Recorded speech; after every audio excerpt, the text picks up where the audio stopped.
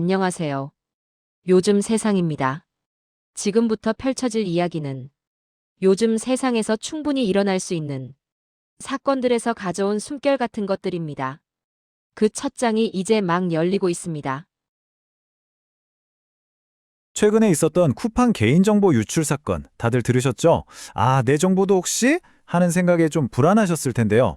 안타깝게도 그 불안감이 현실이 되고 있습니다. 유출된 바로 그 정보를 가지고 피해자들을 직접 노리는 아주 교묘한 피싱 사기가 기승을 부리고 있거든요. 자, 지금부터 이 신종 사기가 대체 어떤 구조로 우리를 노리는지 그 속을 한번 제대로 들여다보겠습니다. 이건 진짜 당할 수도 있겠다? 정말 소름 돋는 말 아닌가요?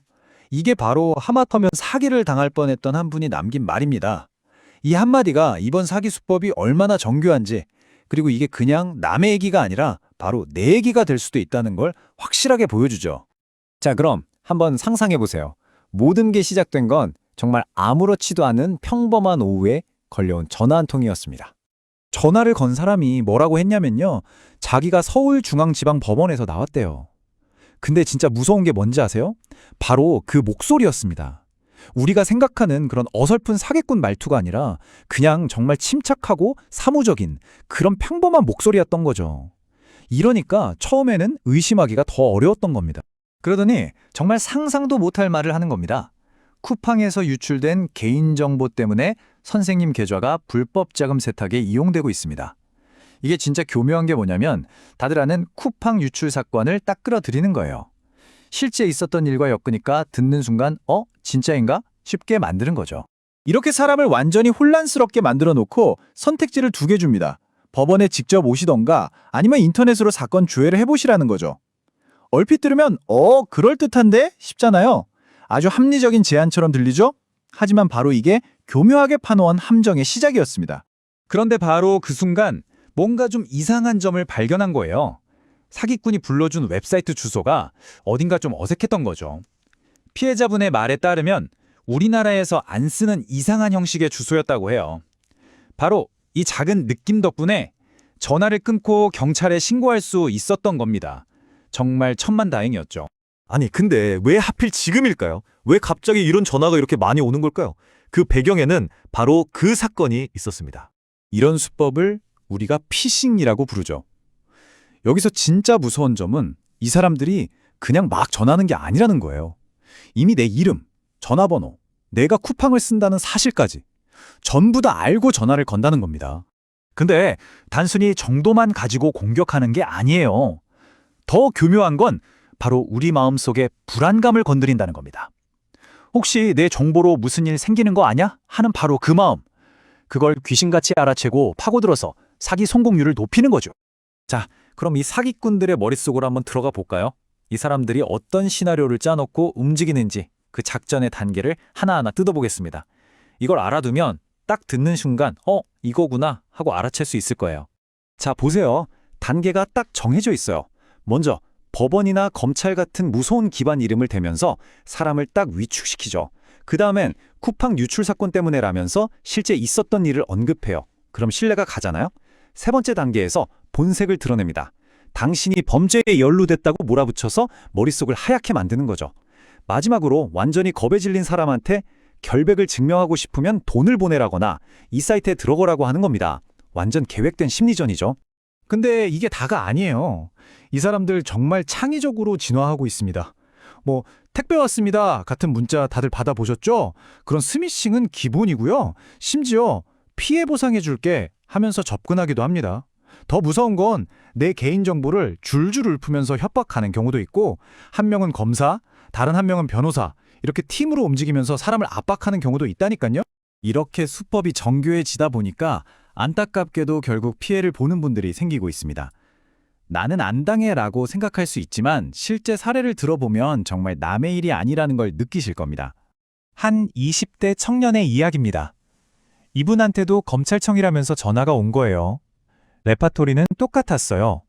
쿠팡에서 당신 정보가 유출됐는데 그걸로 누가 대포 통장을 만들어서 범죄에 쓰고 있다고요.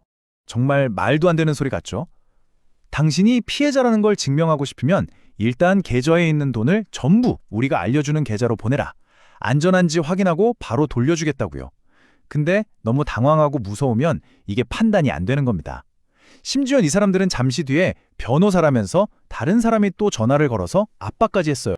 결국 이 청년은 자기 결백을 증명해야 한다는 그 생각 하나 때문에 1,100만 원이라는 정말 큰 돈을 사기꾼들한테 보내고 말았습니다.